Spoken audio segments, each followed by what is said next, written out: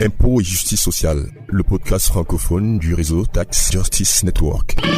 Bienvenue à Impôts et justice sociale, le podcast qui vous parle en français de la justice fiscale en Afrique et dans le monde. Je m'appelle Idriss Linge. À la une ce mois.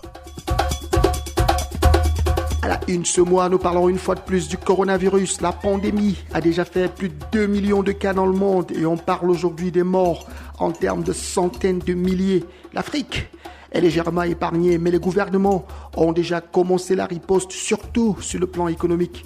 Les pays du G20 et tous les partenaires se sont mis dans la danse pour essayer d'accompagner le continent dans sa démarche. Mais de nombreuses associations sont en train de dire que cette solidarité internationale se fait en demi-teinte. Nous allons causer avec des experts aussi bien au Mali, au Niger qu'au Cameroun pour pouvoir décortiquer cette solidarité internationale pour l'Afrique face au coronavirus. Je rappelle que vous pouvez écouter ce podcast sur notre page de podcast impotsocial.libsyn.com, Libsyn avec YN à la fin, ou alors sur notre page YouTube www.imposetjusticesocial.com. Vous pouvez aussi nous écouter ou alors interagir avec nous sur notre page Twitter, #impotsocial, ou encore sur notre page Facebook, Impôts et justice sociale. Enfin, vous pouvez nous écrire sur notre adresse email impôts avec s-8 social@outlook.fr. Voilà pour la une. À très bientôt pour les détails.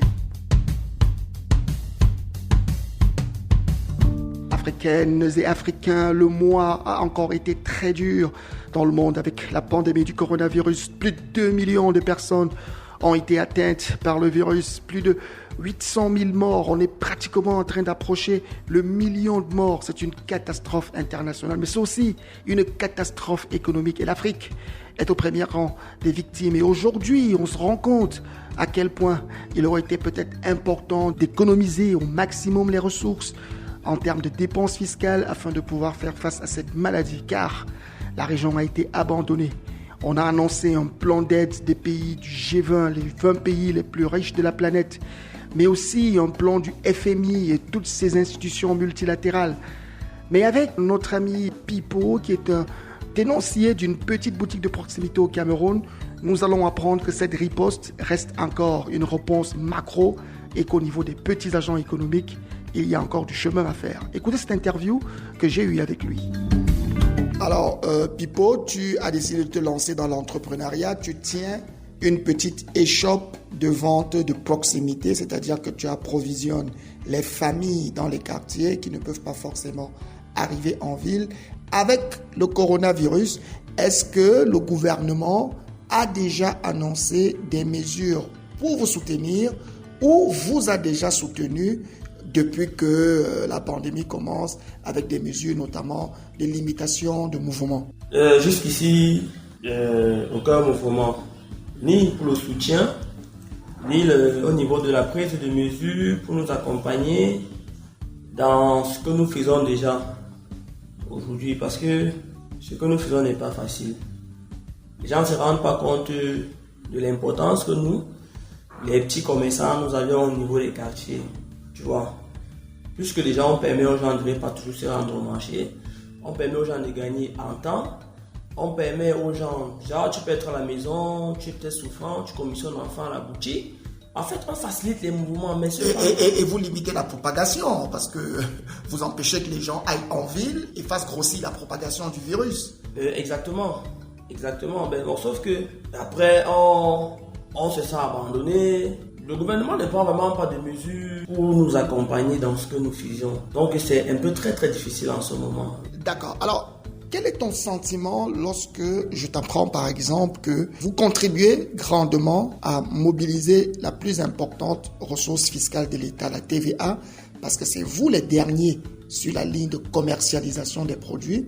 Vous payez des patentes, des petites taxes qu'on vient tout le temps récolter chez vous. Mais lorsqu'il faut soutenir, le gouvernement a tendance à apporter son soutien à de grosses entreprises, avec des abattements d'impôts et surtout des entreprises multinationales. Qu'est-ce que vous ressentez quand vous apprenez que voilà comment, au niveau de l'État, on pense à aider le secteur privé face au Covid?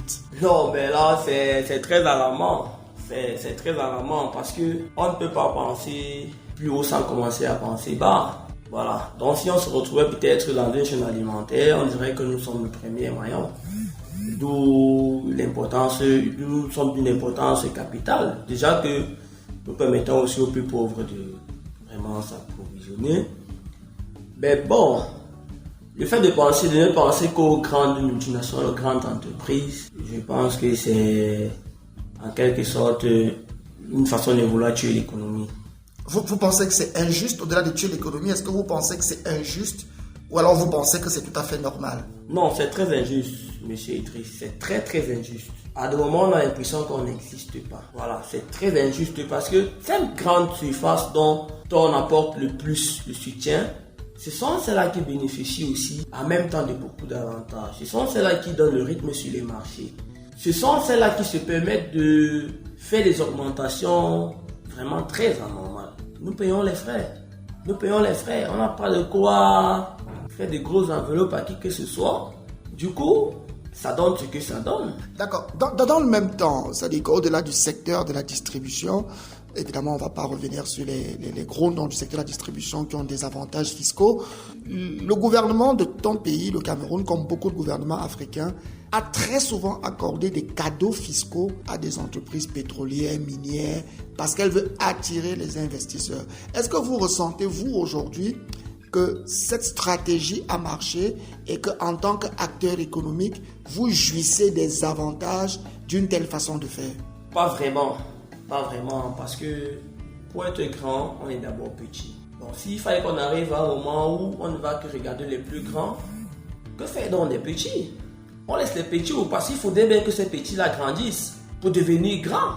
Monsieur Idriss. Donc vous vous rendez compte que c'est une façon de faire vraiment qui, dans l'ensemble, ne pourra pas nous permettre d'arriver à un certain niveau sur le plan économique. Et s'il y avait une requête à faire à l'endroit du gouvernement, ne serait-ce que sur le plan de la justice sociale et de la justice fiscale, qu'est-ce que vous demanderiez? Quelles seraient vos attentes? Bon, moi je proposerais que pour les plus petites surfaces, que le gouvernement soit un peu indulgent. Voilà, au niveau des contrôles, au niveau de distribution, parce que vous voyez, aujourd'hui on fait face à beaucoup de contrôleurs. Il y a le contrôleur régional, il y a le contrôleur national, il y a les contrôleurs qui viennent des communes, il y a les contrôleurs qui viennent à deux mois même des brigades. Vous voyez un peu.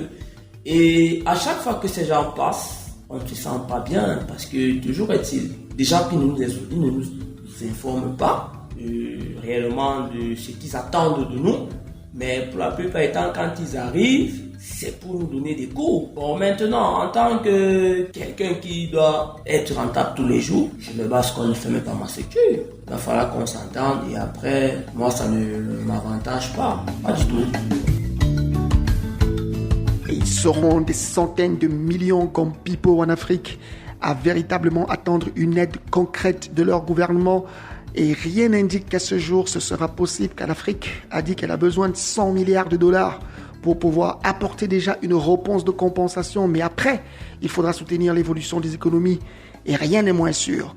En plus de cela, ce n'est pas toujours très transparent la façon dont les ressources sont collectées et sont gérées dans le cadre de la réponse au Covid.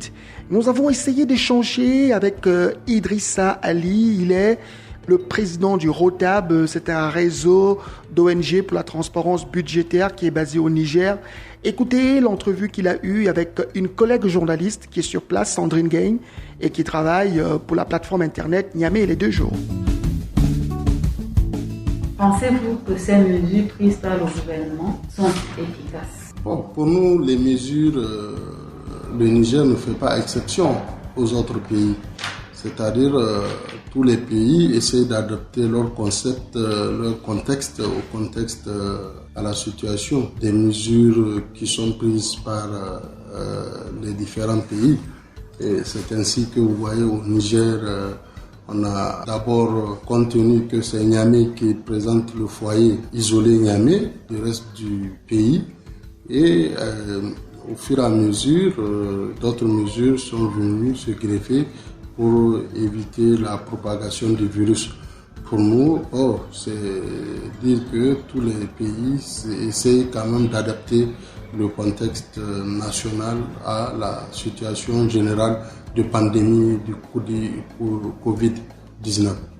Pensez-vous que ces mesures sont efficaces au Niger? L'efficacité, oui, dans le sens que c'est difficile de dire que c'est efficace, mais nous constatons que le Niger quand même arrive à maîtriser la pandémie. Ça veut dire que ça n'a pas pris autant d'ampleur que dans certains pays. Ça veut dire que les mesures qui ont été édictées sont efficaces et que c'est sûr que en Afrique en général, dans ce contexte de pauvreté extrême, il est difficile de confiner des gens dans le sens de respect strict des normes, parce que même le savon et l'eau restent problématiques pour certains à la consommation d'abord quotidienne. Et avec cette affaire de Covid, c'est sûr que voilà de telles réalités auxquelles on... Mais pour la question d'efficacité, nous constatons bien que la pandémie arrive à être maîtrisée, la pandémie arrive à être circonscrite. Donc pour nous, on ne peut que saluer et encourager de telles mesures, mais peut-être au cas par cas, voir selon les villes, selon les régions, selon les modes de vie, et tout ça. L'enjeu majeur reste encore qu'il y a le mois de Ramadan qui s'approche. Dans la fin de la semaine, on envisage quelles vont être les précautions qui vont être prises pour qu'on évite. Vous savez bien, en période de Ramadan, les gens ont des repas communs, en groupe. Les gens essaient de faire les prières en groupe. Donc tout ça là, est-ce que ça va être, les gens vont pouvoir continuer sans pour autant prendre les mesures? C'est aussi ça des enjeux majeurs qui restent à venir. Est-ce que vous pensez qu'aujourd'hui, toutes les personnes qui sont dans le besoin reçoivent l'aide appropriée? Ça, c'est sûr que même en situation normale, nos gouvernements n'arrivent pas à faire face aux besoins naturels des populations vulnérables. Dire qu'aujourd'hui les gens reçoivent le soutien approprié serait très fort pour notre avis. Mais vous voyez bien, il y a des bonnes volontés qui essaient de contribuer à juguler la pandémie, à pouvoir soutenir les plus démunis, les plus pauvres. Mais ça ne suffit jamais. Il faut bien qu'il y ait cet élan de solidarité nationale. Il faut qu'il y ait cet élan de contribution à lutter contre la pandémie d'une manière générale de tous les citoyens, et de par leur comportement, de par leurs gestes, et aussi de par les ressources de ceux qui en ont. Et comment sont mobilisées ces ressources? Est-ce que le processus est transparent? Nous voyons des contributions volontaires de citoyens, d'entreprises, d'organisations internationales. Maintenant, c'est sûr que c'est transparent la manière dont les gens recueillent les fonds. Mais la gestion, là, nous n'en savons rien. Il serait bien quand même que le comité qui est responsabilisé, c'est sûr qu'il y a des règles et des principes de gestion, puisse rendre compte au jour le jour aussi de la gestion de ces fonds pour pouvoir amener les gens à s'assurer que c'est vraiment utilisé à bon escient. Voilà pour nous peut-être des conseils et des recommandations que nous serions amenés à apporter au niveau du comité national pour que les citoyens, pour que même les donateurs puissent avoir confiance, continuer à donner. Voilà des enjeux qui se posent à eux. Et on constate que les entreprises en ce moment vraiment participent. Ils sont assez solidaires du gouvernement dans la gestion de cette crise. Est-ce que finalement la société civile n'estime pas qu'il serait mieux de réduire les cadeaux fiscaux à l'avenir? Vous savez bien que les cadeaux fiscaux sont quand même une lutte permanente de la société civile pour demander à nos différents gouvernements d'y renoncer. Parce qu'on a vu l'inefficacité des cadeaux fiscaux dans tous les pays et qui crée les inégalités dans ces pays, des plus riches aux plus pauvres. Donc pour nous, si le gouvernement renonce, ça fera quand même plus de ressources au gouvernement. Le gouvernement n'a pas besoin de quémander Ce sont des choses auxquelles ces compagnies n'ont pas droit dans une certaine lecture de la loi fiscale, mais que les gouvernants s'adonnent à pouvoir leur faire bénéficier de cadeaux fiscaux. Et arrêter cela, pour nous, dans ces périodes difficiles, ne peut être que justice rendue aux citoyens et qui permettra aussi au gouvernement d'engranger énormément de ressources qui peuvent aussi être utilisées. Parce que c'est sûr que après Covid-19, le monde changera. Ça, c'est sûr. Et vous savez bien, dès aujourd'hui, même aujourd'hui, les indicateurs sont au rouge par rapport à beaucoup d'autres paramètres, par rapport à beaucoup d'autres. Aujourd'hui, il y a certains secteurs qui sont carrément aux arrêts. Donc, on ne peut que se préparer à une certaine difficulté dans les mois à venir après Covid-19, sur le plan de la gouvernance, sur le plan de la mobilisation même des ressources. Nous pensions bien que donc, nos gouvernements trouveront aussi les astuces nécessaires pour pouvoir amener à cette justice fiscale, à chacun de payer ce qu'il doit payer. Donc, pour renoncer aux cadeaux fiscaux pour les plus riches.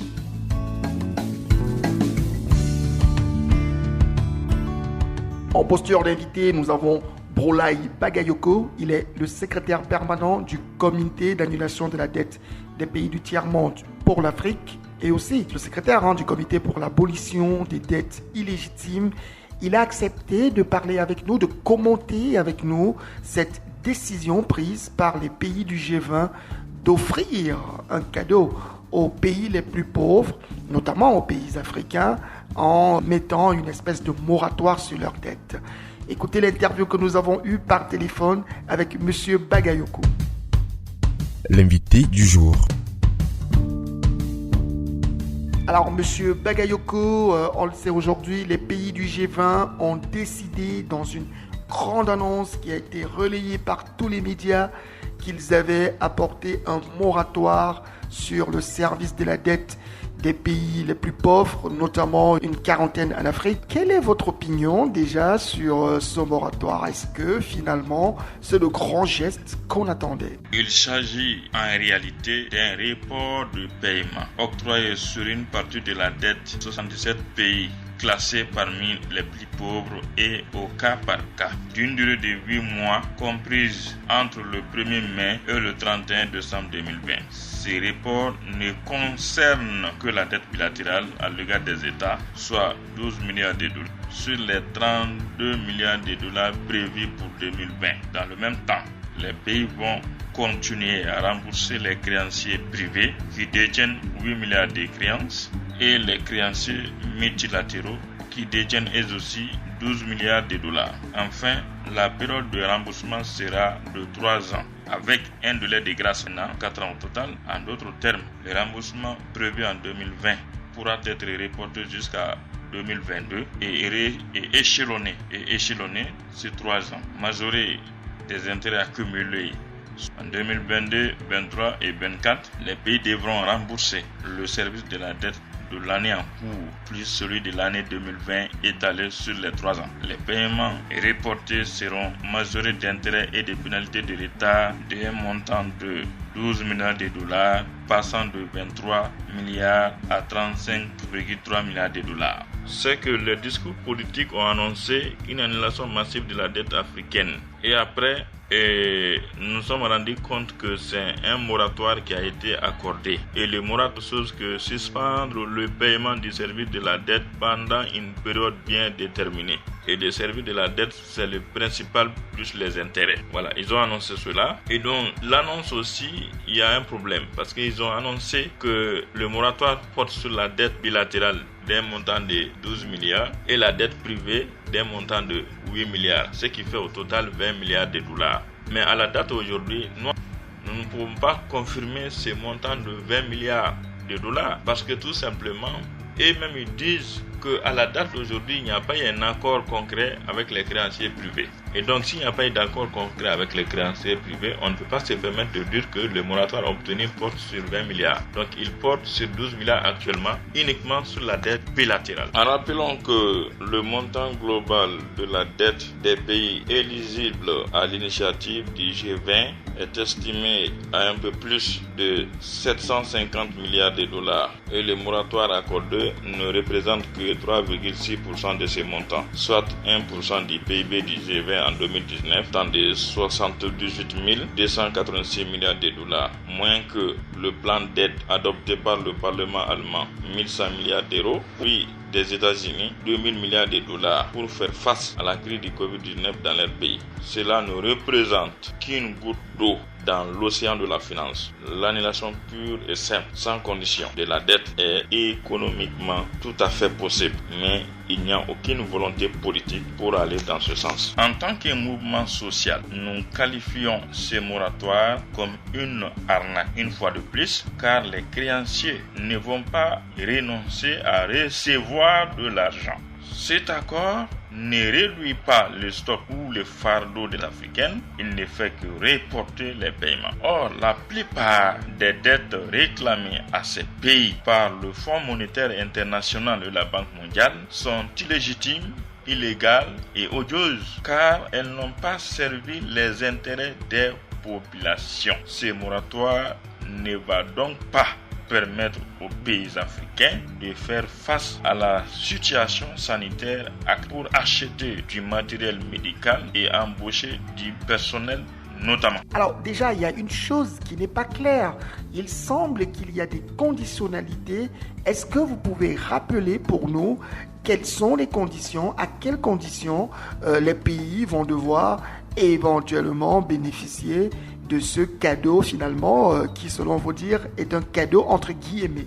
Des pays africains comme l'Égypte, le Maroc, la Tunisie, l'Afrique du Sud et l'Algérie ne bénéficieront pas de l'initiative de suspension temporaire du service de la dette. Déjà, l'Afrique du Sud est membre du G20 et pour cela, elle ne peut pas bénéficier de cette mesure. De plus, elle fait partie avec l'Égypte de ce qu'on appelle les gros pays émergents. Le Maroc et la Tunisie ne sont pas bénéficiaires des appuis de l'Association internationale pour le développement, IDA, qui est une filiale de la Banque mondiale, car cela fait partie des conditionnalités dont on verra dans le prochain paragraphe. L'Algérie, quant à elle, est présentée comme un pays à revenu élevé. Donc voilà les pays qui sont exclus du bénéfice du moratoire et les raisons qui ont été avancées.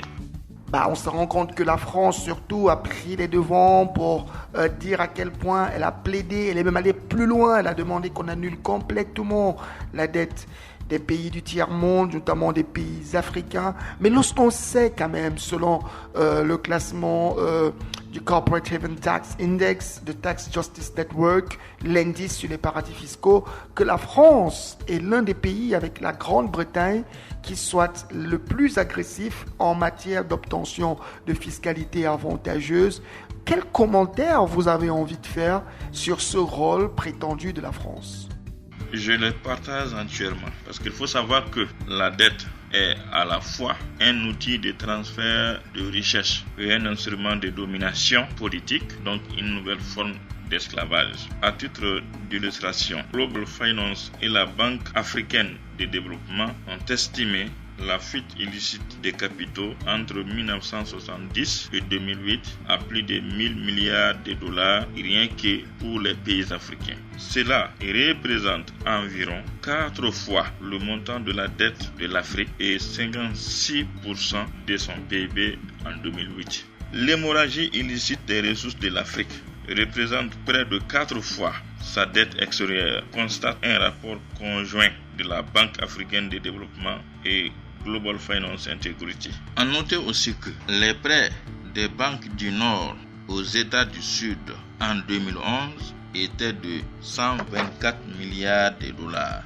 Les dépôts des riches des pays en développement dans les banques du Nord en 2007 étaient aussi de 2380 milliards de dollars. Les dettes générées par la fraude fiscale, environ 450 entreprises des chiffres d'affaires inférieurs aux marchés publics qui leur ont été attribués courant 2010 et 2011. La Commission économique des Nations Unies révèle que les flux financiers illicites en provenance d'Afrique dus à des manipulations frauduleuses représentent un montant de 50 milliards de dollars américains par an. En considérant que $1 est égal à 500 francs CFA, ça signifie que chaque année, l'Afrique perd 25 000 milliards de francs CFA, une somme colossale qui permet de financer plusieurs fois les objectifs de développement durable visant à sortir de la misère des centaines de millions d'êtres humains. Par l'ère politique, le Fonds monétaire international et la Banque mondiale, où la France tient une place importante, alimentent la faible captation des ressources fiscales. Le monétaire international préfère imposer la TVA plutôt que des impôts progressifs sur les revenus et les entreprises. La Banque mondiale empêche également toute redistribution équitable des richesses en favorisant des investissements sauvages avec son programme Doing Business, notamment leur influence sur la définition ou la révision des codes miniers, du code des investissements, du code pétrolier, du code forestier, etc., afin que ces textes adoptés sur le plan national dans nos pays deviennent très favorables aux grandes entreprises. Le remboursement de la dette est un prétexte pour brader les matières premières. Au nom du remboursement de la dette, l'Afrique brade ses ressources naturelles et est forcée par les créanciers de céder les exploitations aux multinationales étrangères. Au Mali, par exemple, le montant total des exonérations s'élevait à 203 milliards de francs CFA en 2015, fois et demi le budget de l'éducation. Au Mali toujours, dans un rapport d'enquête publié en 2007, la Fédération internationale des droits de l'homme a constaté que 890 sur 900 grammes d'or disparaissent dans les mines d'or. Cela veut dire qu'il y a une fausse déclaration de la quantité réellement produite.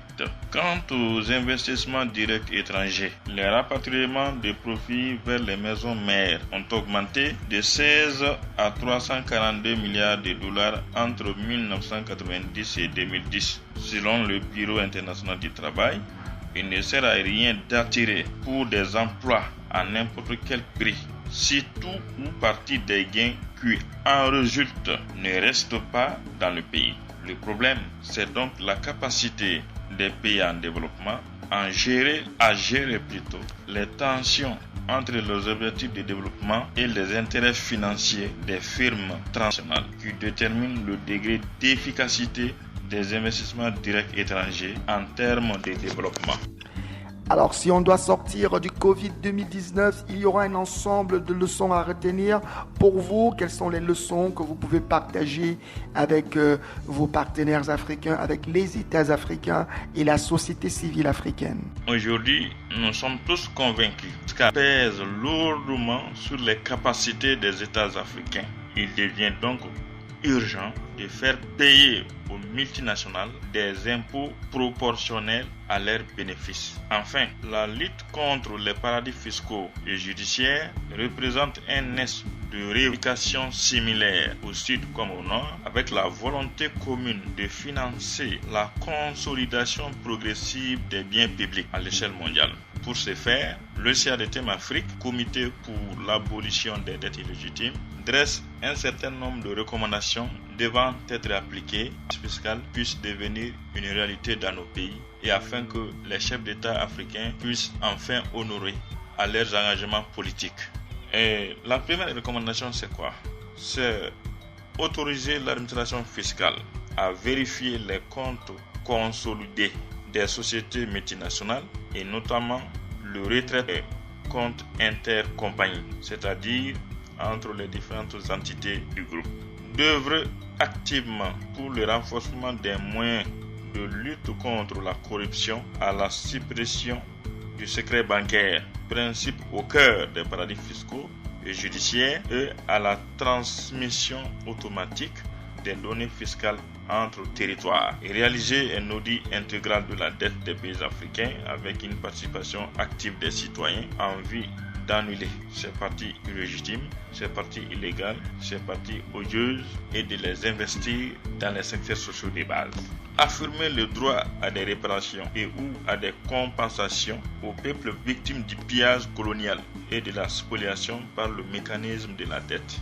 Financer les pays du Sud, hors l'aide publique au développement, par des prêts à taux zéro, remboursables en tout ou partie dans la devise souhaitée par le débiteur.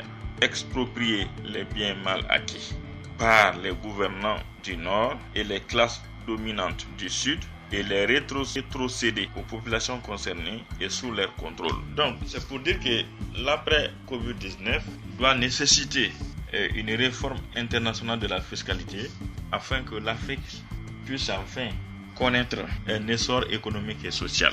Parce qu'on se pose plein de questions. L'Afrique n'est pas pauvre, mais elle est appauvrie. C'est pourquoi, dans le terme mondialiste, on refuse qu'on appelle les États africains les États pauvres. Nous ne sommes pas des États pauvres, nous sommes des États appauvris.